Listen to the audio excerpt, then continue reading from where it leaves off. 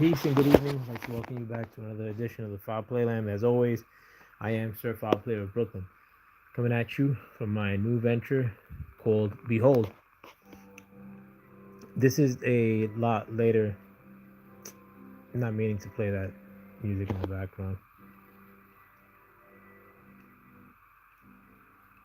Jesus. This is a lot later of a normal time that I've been coming on lately. Um, Unfortunately, I was supposed to go on yesterday with a guest, and due to life happening uh, in my personal life, I had to cancel yesterday's stream. Uh, but I look forward to having my guest come back um, here shortly. My brother, Born F.O.G, Born Fog, who runs a fine channel called Mind Engineers. Um, if you guys could please subscribe to his ventures. Um, and let me make sure my. But nevertheless, yesterday was me and he were discussing what to talk about the day before that, and we had a wide range of things that we were potentially going to discuss. The Somalian scams from Minnesota, and mind you, I hadn't talked to my friend, um, our brother Born, in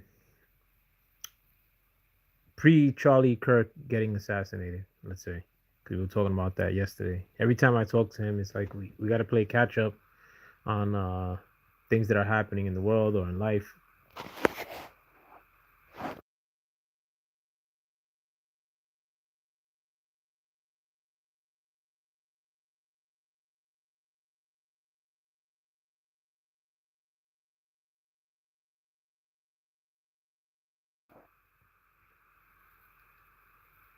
Apologies, but yeah, we were gonna talk about the that light skinned Black Panther dude that's trying to incite people into doing criminality more likely than not.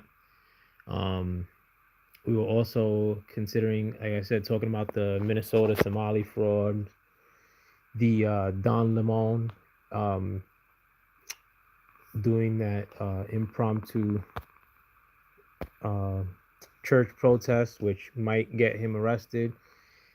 Um, I'll touch on that a little bit because the lady who led that protest is actually, I think, they're putting charges against her. Or I think she may have gotten arrested, but good for her. And but one thing I didn't touch upon, I mean, or one thing that happened, I guess, after the fact was Trump's visit to the Davos meeting in, I think, Switzerland. And that's a meeting that happens every year. It's a lot of people who are pushing the globalism, or which globalism to countries of the West. If you guys aren't familiar, globalism is basically the caving in of Western countries, most of all America and a lot of European nations, for them to be penalized for their past successes and to supposedly prop up the rest of the world. But it's basically just a way in which to impoverish regular people like you and I, and cave in our standards of living because of I mean the fake poisonous green agenda. Or but what they want is a it just seems as if they're gun ho on people not owning things. So a form of communism, not owning your own cars, not owning your own houses, um, people reducing their population sizes, and limiting things that people can have, like red meat. Um, and the Trump agenda is the opposite of that. It's the polar opposite of that. It's basically, we want America to be hyper successful, and that collides with the European leaders and a lot of these leaders that were at the Davos meeting yesterday. But I think that I said it yesterday or the day before yesterday that I try to watch as many of Trump's live speeches and news briefings as much as possible. And since he's been back in office, um, this speech that he had at Davos was probably the best that he's had since he's been back in office. I mean, yes, he's had other good moments in the press, like when he stunted on the South African leader, and he showed him video clippings of his past misdeeds, if you will. But yesterday's meeting was so important because whether you like or don't like Trump, hey 6-7 to you too. I don't know what that means, Dion Davis. But whether you like or don't like Trump, globalism is something that, at, on its face, it's bad in the sense of limiting your capabilities or limiting the growth of humanity. It's basically stymieing what we're allowed to do in order to supposedly save the world, while these rich fat cats get to exist how they want to. And I'm totally against that. I'm very for um, populating the earth, and I'm for one being in control of one's own destiny and not being limited or overtaxed in order to fulfill a agenda that is shifting your money to supposedly keep the earth green or to feed people from other countries. Like, meanwhile, people in other countries still starve, and now in more recent times, it seems like these Western nations that are participating in this globalist agenda are also starving by way of being gouged with their gas prices and their food prices. The globalist agenda doesn't want you to own a car, own a house, and it's basically made life suck, honestly, and that's what they want. And Trump was speaking everything against that. But it was good that, one, Trump was the keynote speaker at this Davos meeting, and his speeches came last, so it gave opportunity to all these other globalist leaders to kind of posture and say that they're all united, and infer that they were going to stand together with NATO or as NATO, in an effort to stop a potential Trump or the United States taking over Greenland. I mean, and again, this wasn't like real serious saber rattling. It was more of these European leaders kind of like trying to walk on eggshells because they know they do a lot of business with the US, and Trump has been threatening tariffs.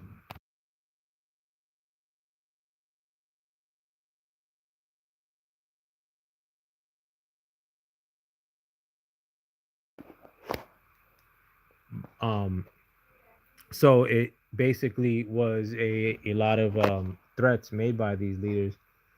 Um sorry. But they weren't like but meanwhile these people are getting tariffed, and Trump's been threatening to increase these tariffs on these European nations. So they were trying not to really piss off Trump, and Trump had not made his presence at the meetings at that current juncture. So this was happening all before Trump arrived in Europe at these Davos meetings. So Trump, like, if you guys haven't been living under a rock, you guys already know that Trump has been making a lot of news in wanting to take over Greenland. But again, I watch a lot of Trump's speeches, and a lot of times when he takes reporters from questions from reporters, if you will, and when they ask him about Greenland in the past, he's been very quick about responding to it. Doesn't give a lot of details, and in his speeches, he hasn't really touched upon it in depth. But leave it to Trump to touch upon the subject to the people that are most trifled with the fact that he's talking about taking Greenland. You know, to the people that want a perpetual war as a reasoning as to why they exist and the NATO countries, yet trying to stop America and Trump from taking a piece of territory that is a buffer between Europe and these NATO countries, or a buffer between the U.S. and Russia. Um, Trump, in front of the globalist of Davos, made his intentions very clear as to why he wanted to take Greenland for the first time. Really, he's one of the only times that he's ever gone really in depth with it. Not only he started off with the speech and kind of like um, giving or announcing like the successes that he's had since he's been back in office, and the intention for America to become an industrial power once again, not limit itself like the globalist agenda wants for these countries, to take away their industries and move them to third world countries, or to move their industries to China and punish these countries just for having successful industries in the past. Trump's telling these countries, listen, I, as America, want industry to return to my country, but I also want Europe to become industrious, or to become industrial powers as well. Um, if you guys don't want to, I mean, like, that's on y'all, but we still have the tariffs. And if you guys try to penalize us, I'm using these tariffs as a weapon um, to protect America. He's not making it seem like he wanted to hurt the European nations, but he's letting them know, listen, I'm not here to dick around neither.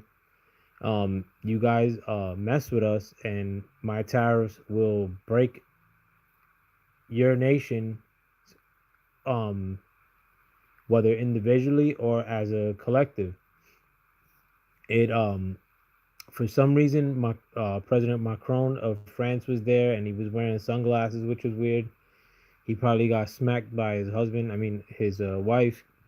But he was making it seem as if he wasn't gonna attend the meeting that Trump was attending to, and Trump basically said, no, he's gonna attend the meeting, or otherwise I'm gonna tariff um, France um, 200% on their champagnes and their wines coming into America. So he's gonna attend the meeting.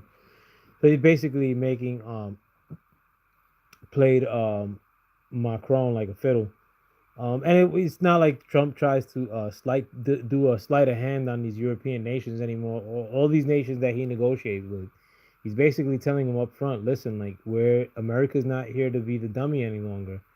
You're not gonna guilt America into feeling bad for America's success any longer. And it's about time that we get into that. It's about time that these young people, I mean, people from the age of 29 down, maybe, like, haven't seen America as a success in their adult lives.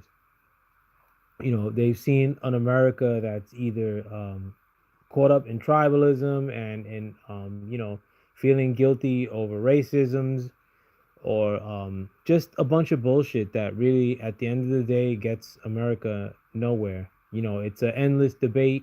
It's an endless of who's more guilty, or who's the bigger victim, in addition to at the end, notion that America is the worst nation in the world just because something, who knows.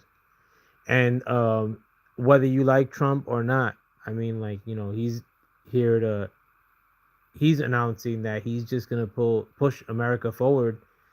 And if these other countries don't want to move forward and succeed alongside America, then they're gonna get left in the dust.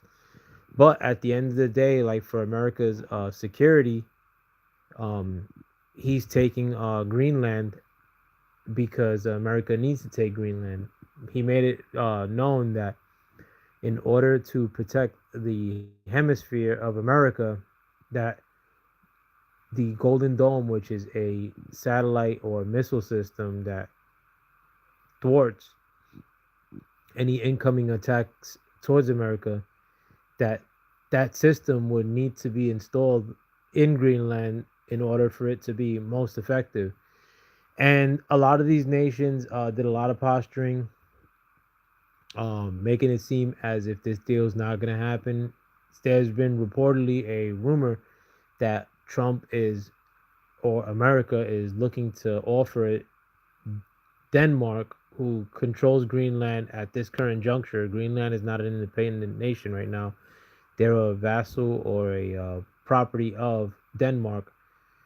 Um, that he's there's a rumor again. I don't know if this is true or not that he's gonna offer Denmark $700 billion in addition to offering the citizens of Greenland $100,000 each in order for America to take over the running of Greenland.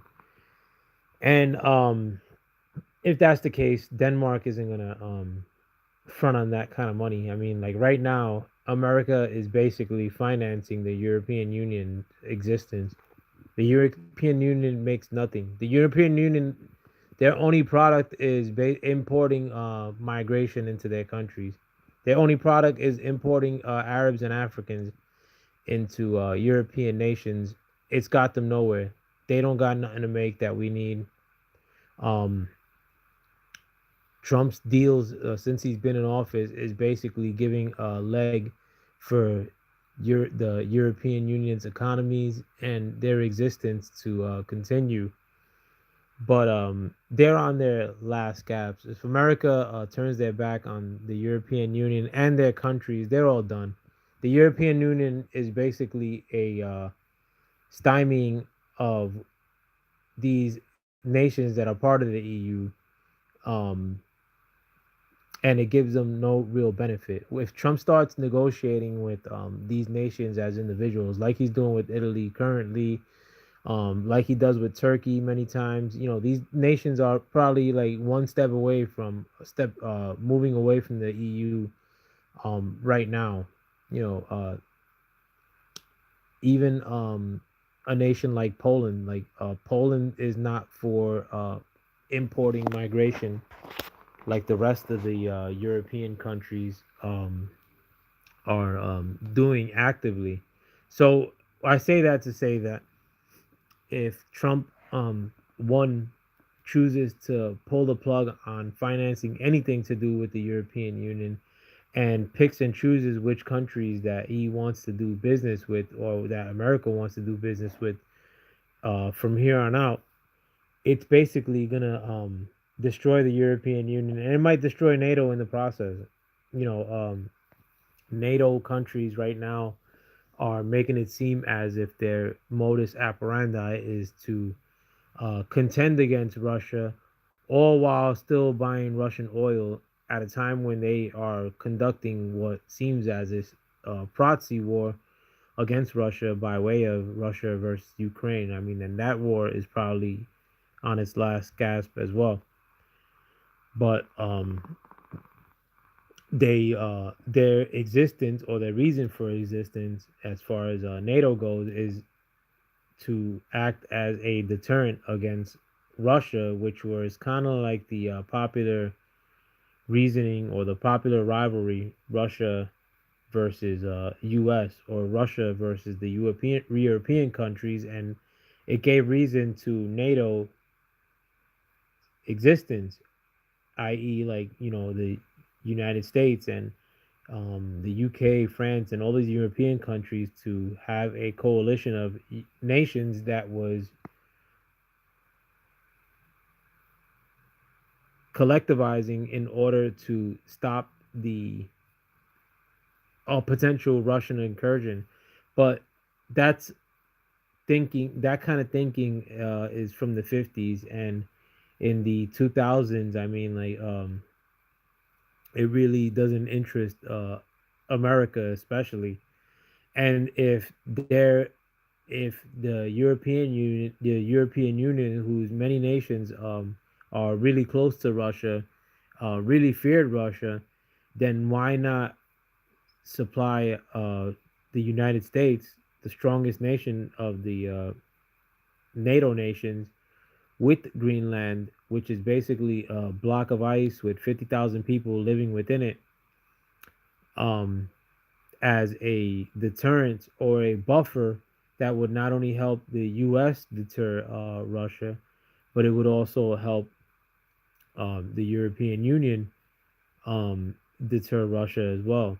But they just want to keep up a semblance of a Cold War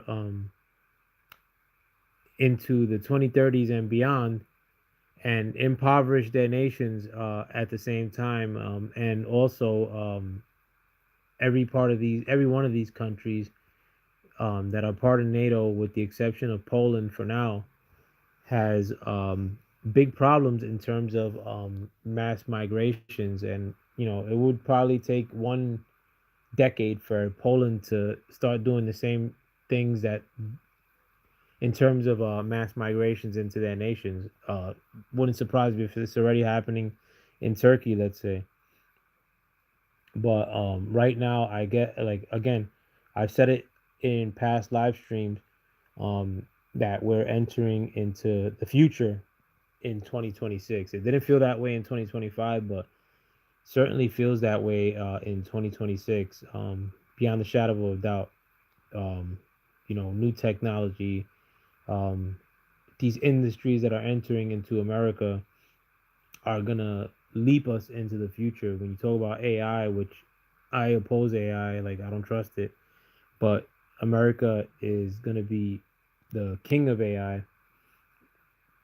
And I mean, I wasn't even thinking about AI, or I didn't think that AI could do what it does, 2 years ago. I don't think most people knew what AI did 2 years ago, and now all of a sudden everything is AI. But America is controlling that everything by force, and that's because of Trump. Think some idiot like Joe Biden or cackling Kamala Harris would have been able to have so many irons in the fire like Trump has right now, conducting all these deals simultaneously that benefit America? I don't think so. Morons who may speak against tariffs don't know the benefit that it brings America. And again, I only care about benefits that improve the standing of America because I live in America. Um, one Easter egg subject that was thrown into this very long speech that happened at the Davos meeting was the fact that the 2020 selection was rigged, and that there were arrests that were soon to come because of that. Trump just threw that in there. And if you look at many of the reports that came out from Trump's speech in the mainstream media or the lamestream media, you're going to see a lot of um, these reports or these reporters hyperventilating about every single point that Trump made, with the exception of the 2020 selection, which Trump brought up. And it's a topic that even here politically, even Republicans um, in the Congress and in Senate, they tend to avoid it. I mean, like, you had the testimony of Jack Smith, the federal prosecutor that was bringing a lot of these cases to Trump, and he had his support some of the camera friendly January 6 officers that were testifying when it came to Trump's January 6th case. Um, ones that these Capitol officers that had nothing good to say. One particular, I think his name is Ferrone or some shit. But these are all actors ultimately. But here you had January 6th, somebody who sole purpose was to, I believe, at this current juncture, to influence um, the selection of 2024 at a minimum, in by starting these facetious these BS prosecutions against Trump from 2020 to 2024. And now he was testifying in Congress. It was I mean, I didn't watch a lot of it today. I don't, I want to be candid because I had a lot of stuff going on. But I get very encouraged by the fact that, in spite of the fact that the lamestream media um, doesn't bring up the 2020 selection, and Joe Biden, again, the biggest vote receiver in the history of elections was Joe Biden in 2020. But they all want us to forget about the period that is 2020 to 2024. I mean, not only with the power flu that happened in 2020, they want you to forget that they were so gun ho about forcing mandates. I think Trudeau yesterday actually said that they'd never forced Canadians to take the jabberoni, which is hilarious. I mean, when Canada was, I mean, I don't even get into that, but these people, liberal defenders or liberals, want you to forget everything that happened from 2020 to 2024. The border wasn't open in the Joe Biden presidency. The powers that be of these globalist nations didn't want you, including America, weren't pushing the jab mandates at every turn. And also, the biggest subject that they want you to forget is that the 2020 selection um, was likely rigged. And it was a topic that, if you mentioned it on the platform I'm on now, you were due to get censored. I mean, I still have to navigate around that topic. Every time I talk about it, I have to use words like select. Um, Nevertheless, it was the Republicans, whether that be in Congress and House, they don't want to talk about 2020's selection neither. Um, and I like the fact that Trump doesn't mention it at every turn. I mean, he does. Trump mentions it significantly, but it never gets any coverage as far as a follow up question from reporters or anything in that effect. It's something that even Fox News doesn't cover. I mean, like, as you guys know, Fox News was actually sued by a selection company um, for I don't even know why they got sued, honestly. But again, I mean, people use that lawsuit against Fox News as some sort of proof that that 2020 selection was above board. But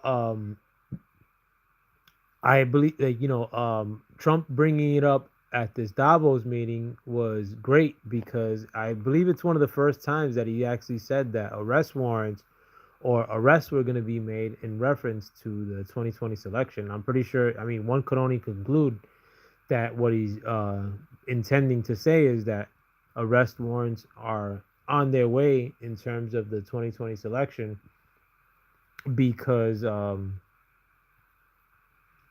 uh, um, because there was some malfeasance happening. Um, but it was probably the first time that I've heard him say that arrests were happening in reference to the 2020 selection. So it's encouraging to see. I mean, I don't want people to forget, and I don't want nothing to be done because in what I thought was a Hong Kong selection in 2020. Um, and again, if it was above board, why censor the topic like they did?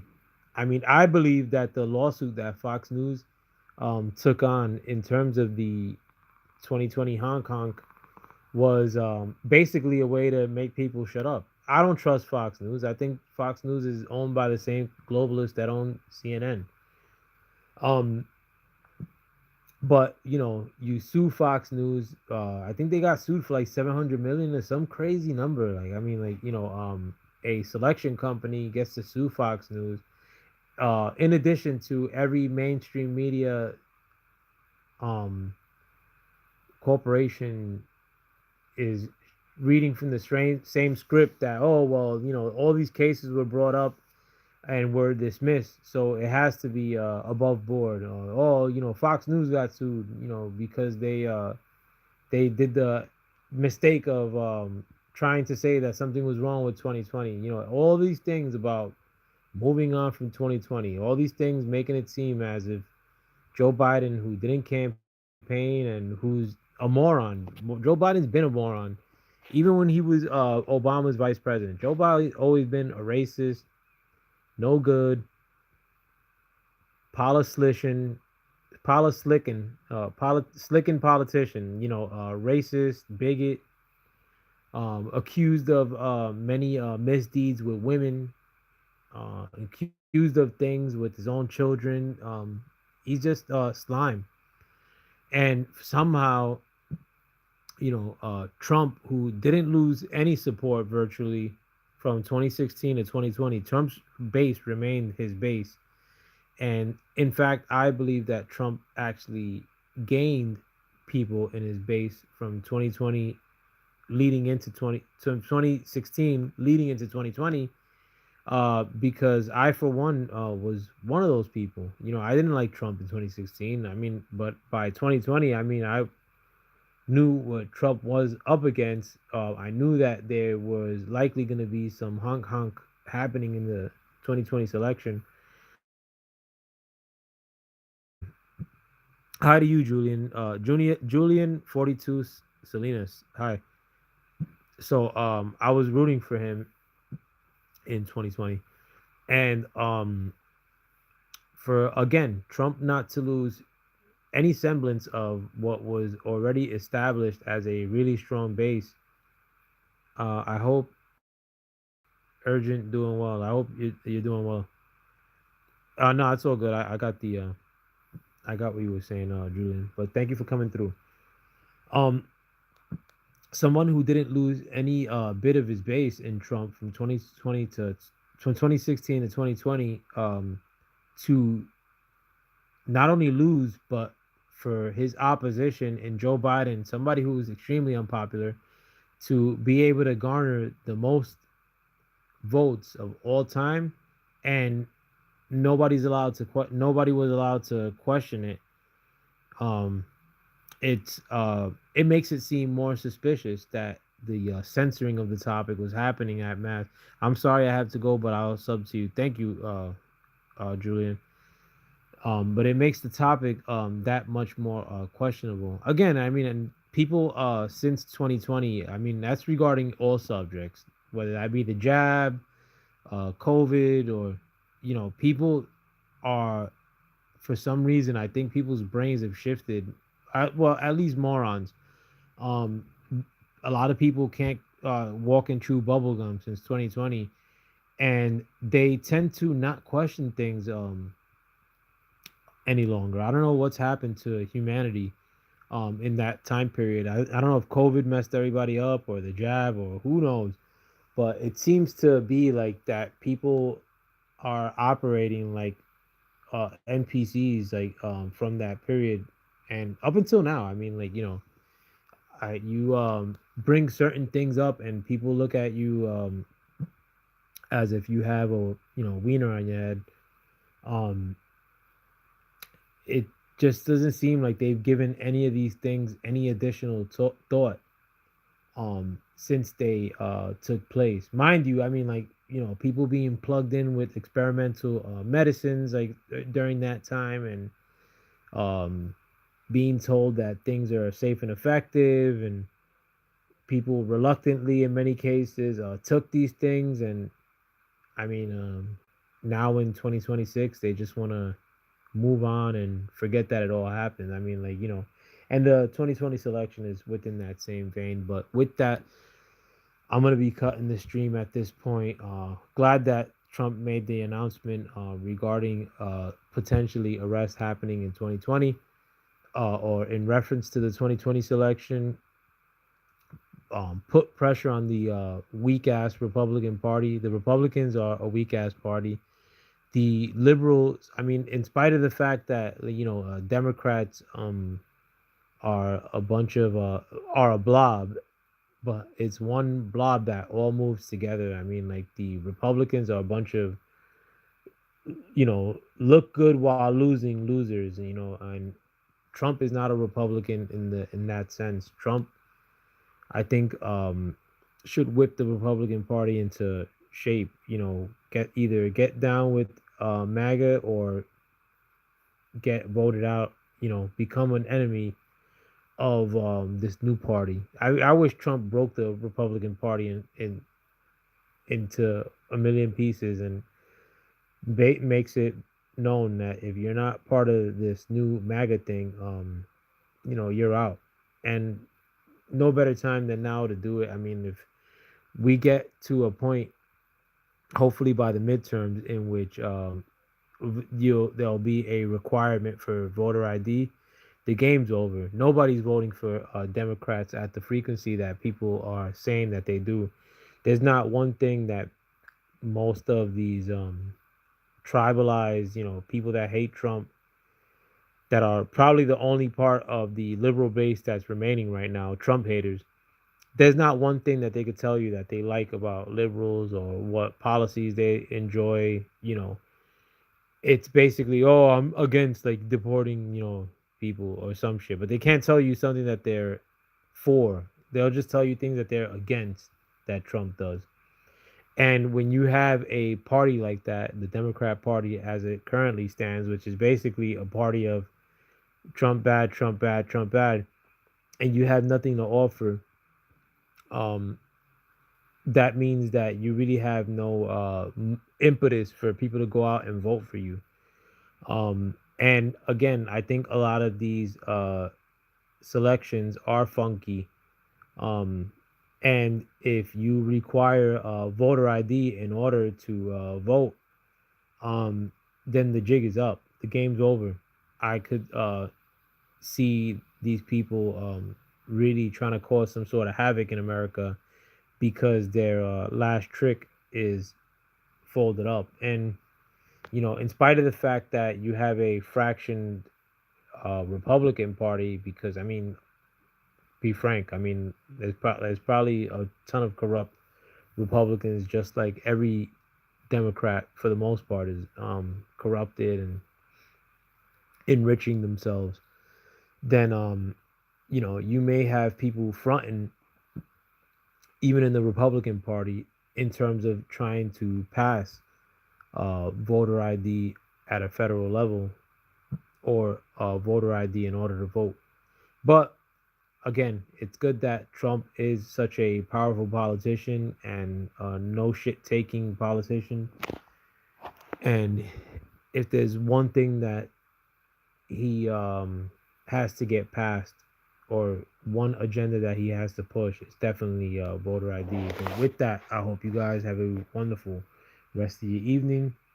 YouTube has no love for my channel, nor does its invented algorithm. It does everything to keep you away from my channel. But if for some instance you end up finding my channel by sheer luck, please help me beat the algorithm by liking, sharing, subscribing. With that, and more importantly, if you're ever in the comment section, please do comment. I like conversating rather than just blabbing off at the mouth. Pretty soon, maybe in the next couple days, I'm gonna be having my open panel live stream. I'll probably do it Saturday. Let's see. But nevertheless, if I do my open panel, anybody is welcome to come, especially people that disagree with me. I love those. I'll tear you apart. I mean, it seems like politically, especially the tribalized people, have nothing to say and come front on me, and I'll destroy you in my open panel, of course. But like I said, my invitation is open to anyone, especially those who are dissenters. And let's see. Hopefully, I'll do it on Saturday. I'll put the invite out early, or make the let it be known that I'm doing a live stream later on that day. With that, I hope you guys have a wonderful weekend. As always, I am Sir Foul Player of Brooklyn, New York. Thank you for stepping into my new venture. Behold, peace.